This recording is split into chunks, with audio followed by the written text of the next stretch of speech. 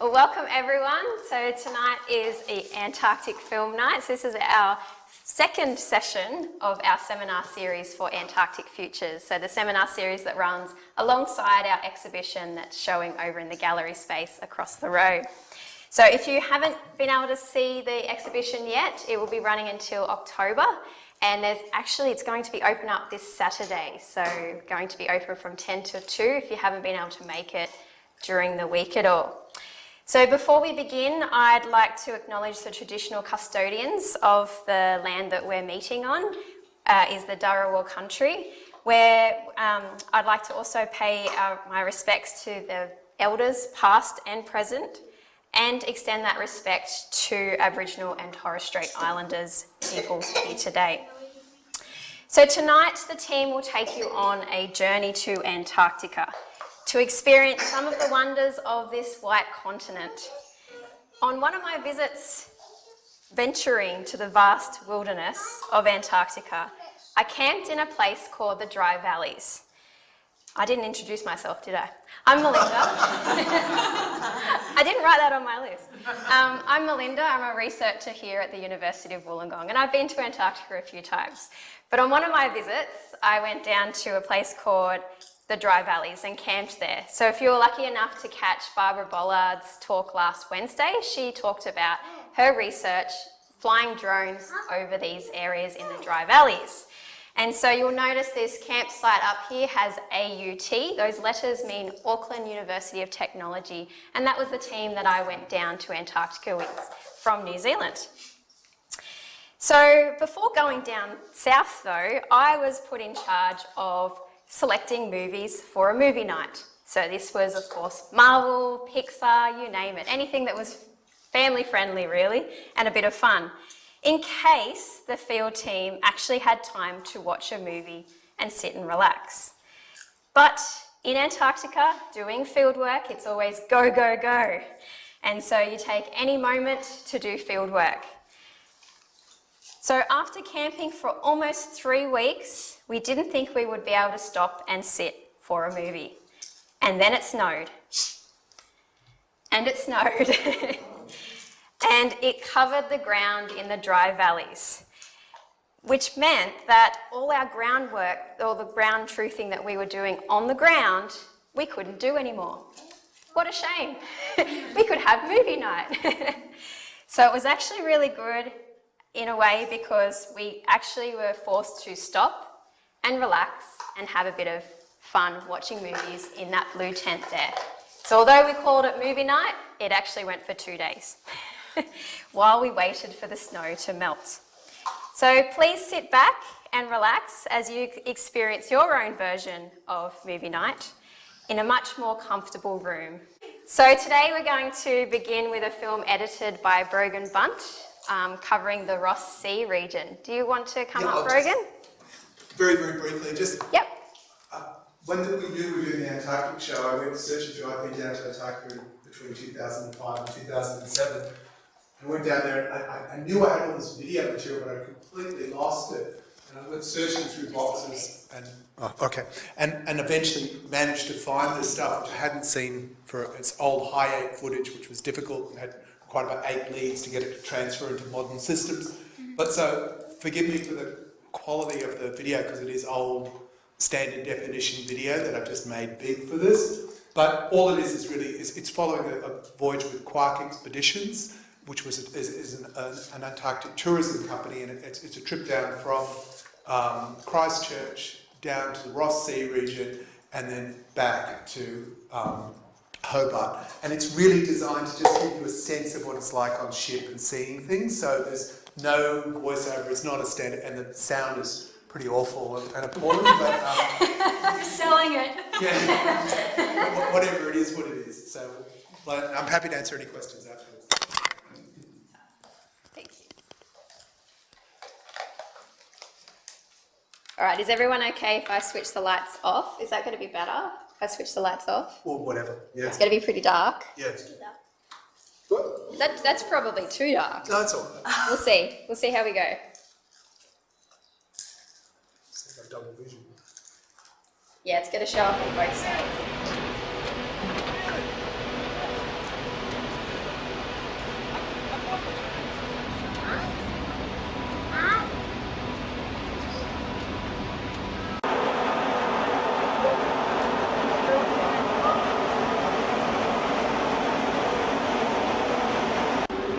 This Junaid, inshallah.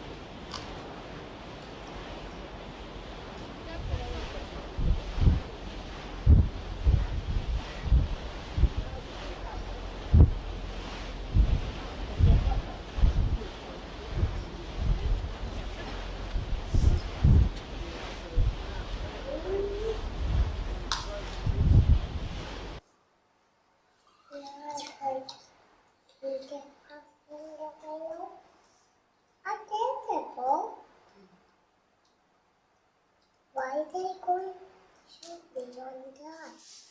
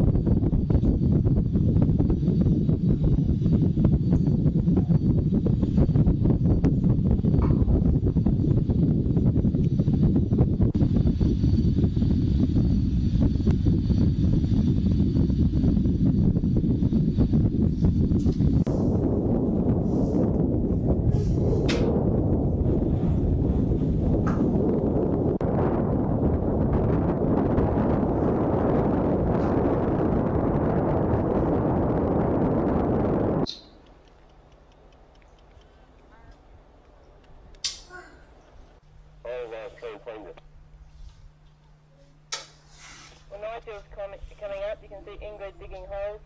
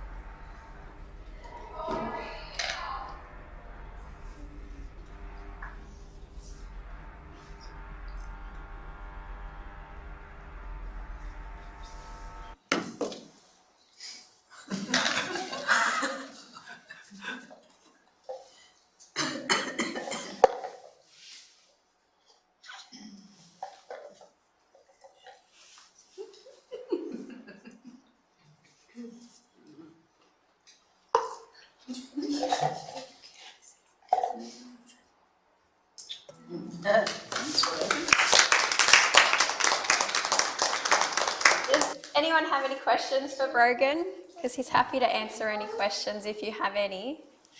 Do you have the long version? Obviously, this is quite heavily edited. Oh God, I must have 12, 14 hours, because my job was to record video of this trip. So I actually did one at the time, credited the thing that was more like a memento and had many more of my fellow passengers and their little, what they were doing. But this one, I was just focusing on trying to do it for people who hadn't been to Antarctica to give a sense of what it was like. So it's kind of this weirdly dehumanized version where I've got rid of people. But for me that kind of resonates. Because it made a big impression on me to be there, the place, you know, so I kind of stripped away most of aboard ship and just kind of the scenes that you saw in the ocean and things like that. Yeah, it's quite meditative. I would love to watch a longer version. Definitely a true sense of the sounds and the feels, and that's actually better than being on the ship, I must say. Any other questions for Brogan? That giant black rocky formation that was poking out of the ocean, do you know what? It's a volcanic extrusion. It's the Bellini Islands, and it's just, you come across it and it's in the middle of the ocean, like as far as you could be from anywhere in the world, and there's this place, and it actually has penguins on it too. But it's just a weird, strange, like, well, Macquarie Island is much more, the island you see at the end, the green island with all the penguins, that's Macquarie Island. So that's the sub-Antarctic, which is absolutely fantastic. But that's, again, a strange geological formation linked to a sort of ocean uplift. It's very cool. Yeah. It just looks out of this world. It does. It doesn't look like you could. It's not believable. I was seeing it, I wasn't believing it. We now have 3 short films of around 10 minutes each. So if you do need to head off, that's absolutely fine. But yeah, I will have the lights off, so just let me know if there is a problem at all. The first film is actually edited by myself. Like I said before, I've been down to Antarctica 5 times, so I've called this Summers in Antarctica.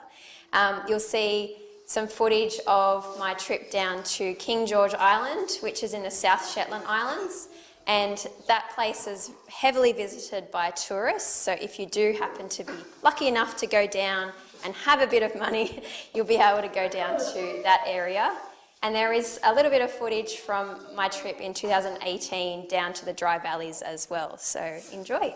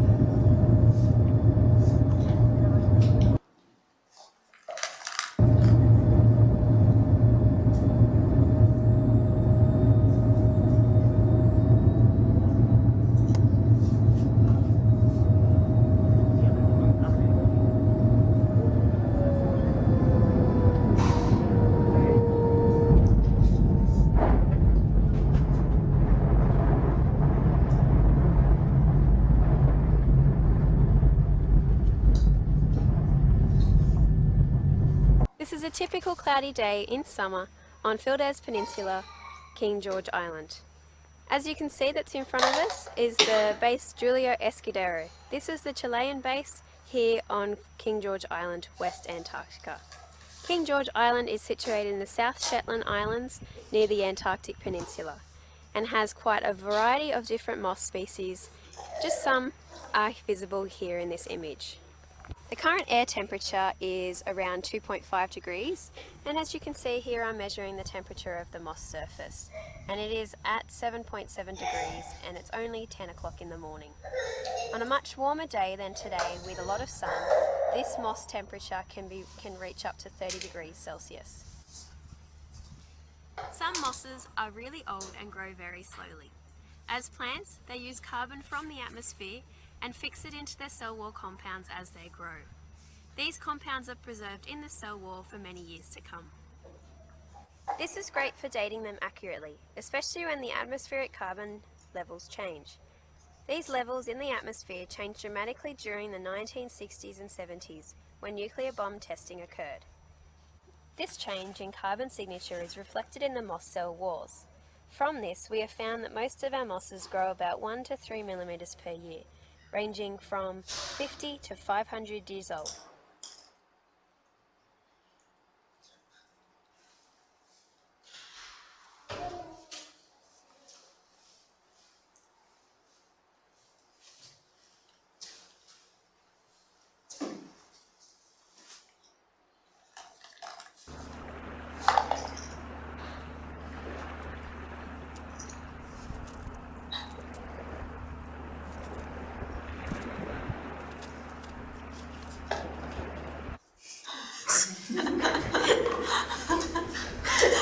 So I had to cut out my laughing.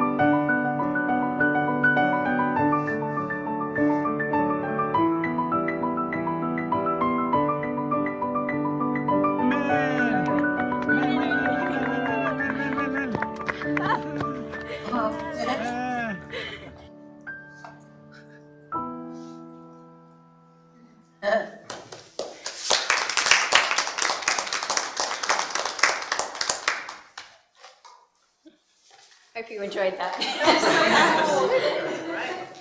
good on you. Thank you. That's all right. Yeah, that's great.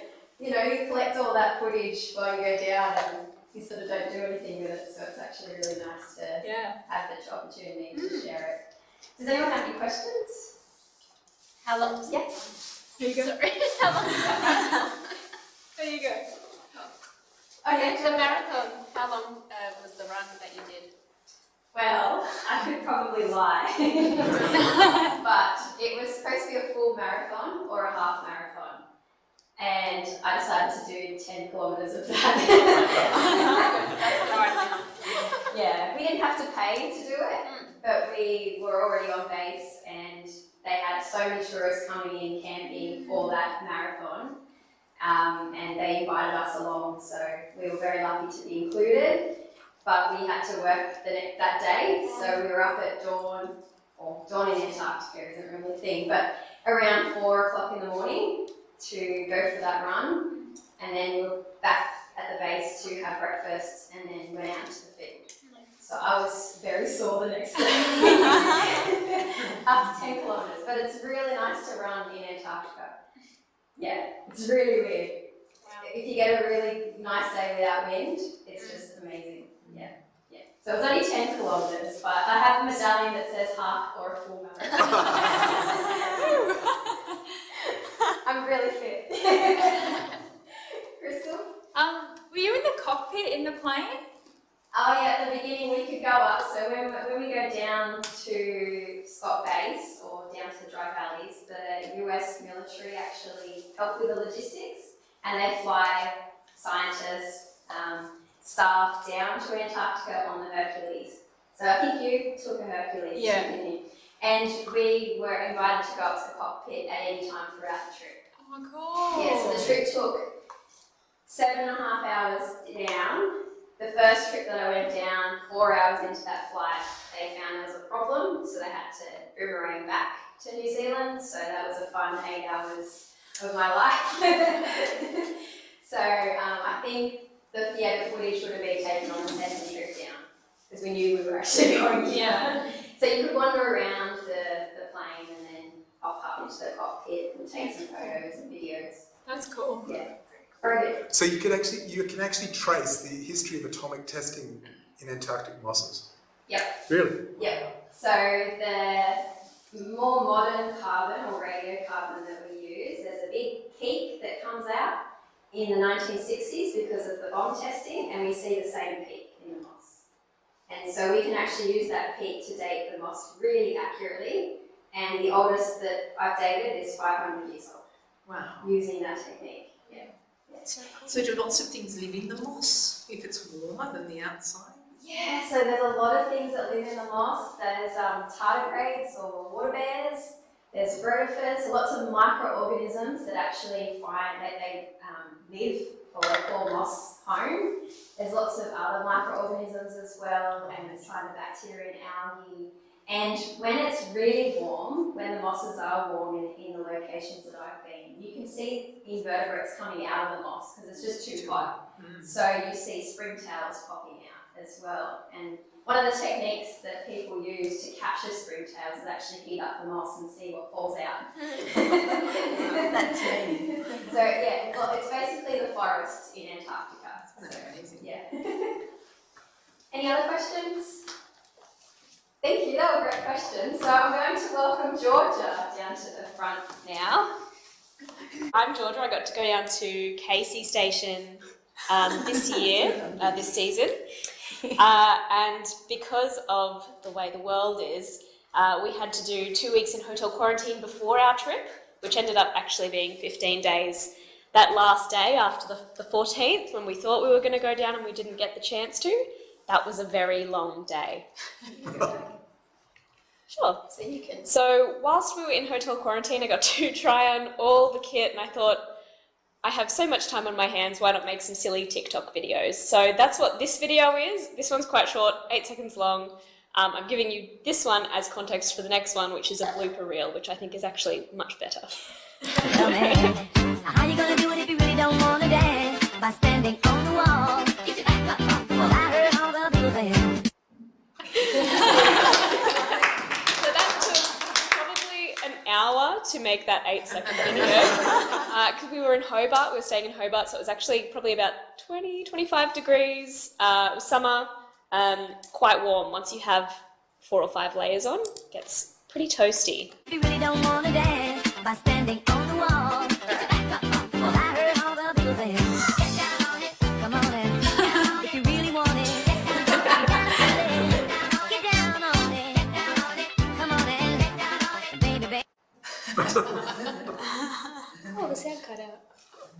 There were a lot of notes, a lot of falling over.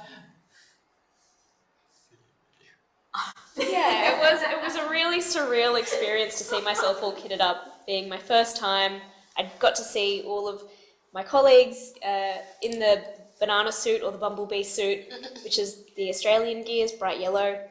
So it was really surreal to be able to see myself dressed in the kit that I saw all my colleagues in. I was like, oh wow, this is actually happening. So that was really nice. Which one? I'll play this one next. That's okay. Thank you, Mel. In the morning, at the diner on the corner, I am waiting at the counter for the man to pour the coffee. And he fills it only halfway, and before I even argue, he is looking out the window at somebody coming in.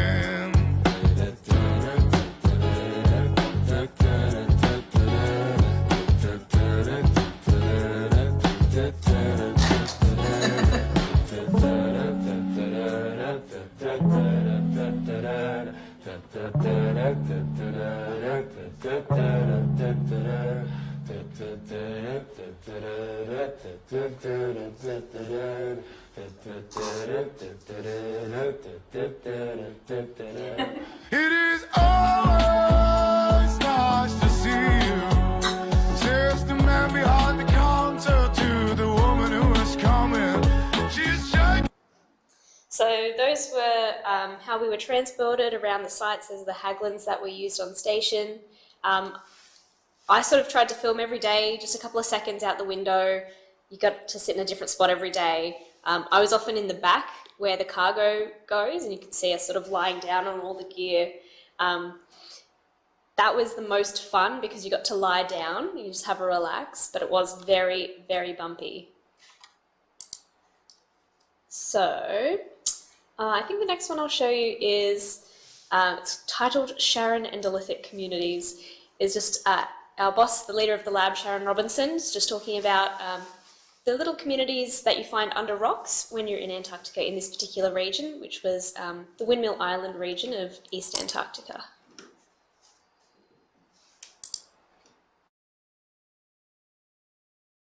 Up on Reeves Hill near Casey Station, and I'm going to show you an endolithic community, which is a community of plants that are growing underneath rocks. So in Antarctica, it's really cold, really windy, really extreme conditions, and so when the conditions are really tough, living underneath a rock is a really good idea. So here's a rock, quartzy rock, and if I show you the bottom, you can see that there's lots of little bits of algae growing on it, and if we zoom in, you can see some moss, some algae, some usnea, the hairy lichen, and some more green moss growing over here.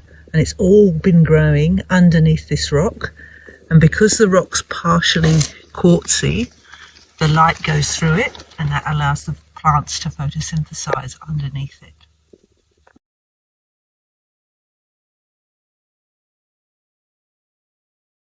Then this last one is just a couple of snippets. I basically threw it together this afternoon. It's 2-second clips from our 3 weeks, so it's about 2 minutes long. If you have any questions about what anything is, because they're quite short and sharp little snippets, I'm happy to talk through anything, but let's hope this one works better. So scroll up. Oh, Scroll. Yeah. Oh yeah. That's better. Yeah. Nice.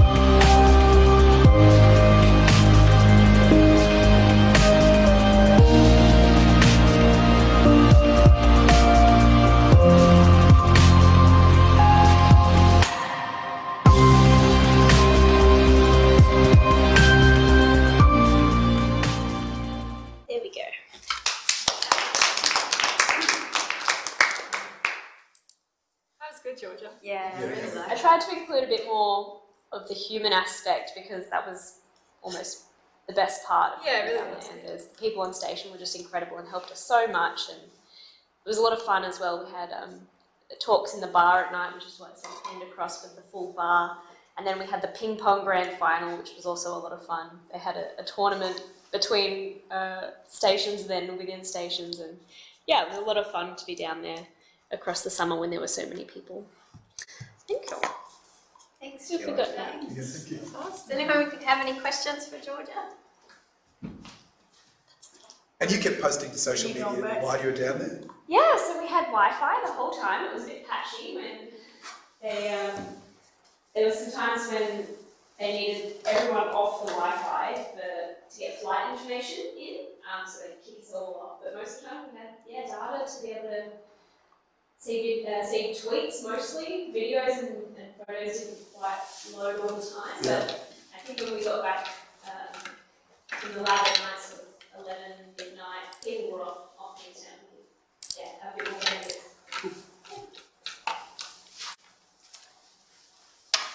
I think there was a question about when are you going to go back? I'd love to go back.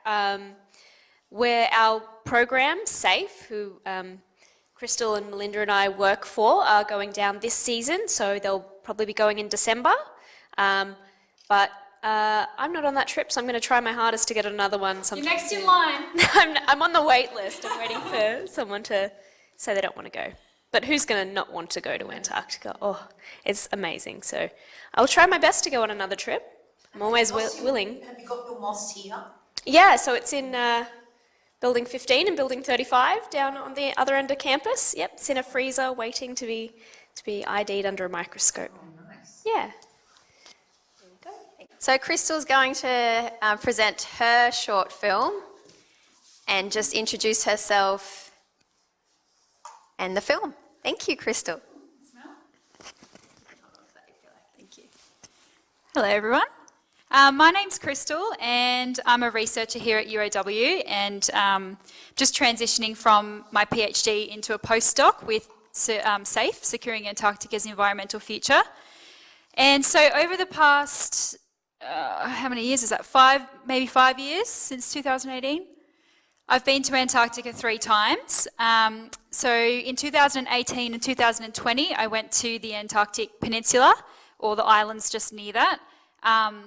Particularly, I was working on an island called Robert Island, and I was camping there for up to a month, both times. So that was in a tent with no heating, no shower, no toilet, no internet, no electricity, no running water, nothing. Basically, it was very, very, it was a very raw and authentic experience. And that was with the Brazilian Antarctic program. And then the second time I went down was with the Chilean Antarctic program, and that was camping again. And then I went in February this year as well with Georgia to Casey Station. So that was with the Australian Antarctic program. So there's some footage of that for the second half of this video. The first half just covers the Antarctic Peninsula. But yeah, so I've kind of been to both ends of Antarctica. If you connected Robert Island and Casey Station with a line, it would pretty much split the continent directly in half. So yeah, I'm lucky enough to have visited both sides. Yeah, we'll play it now.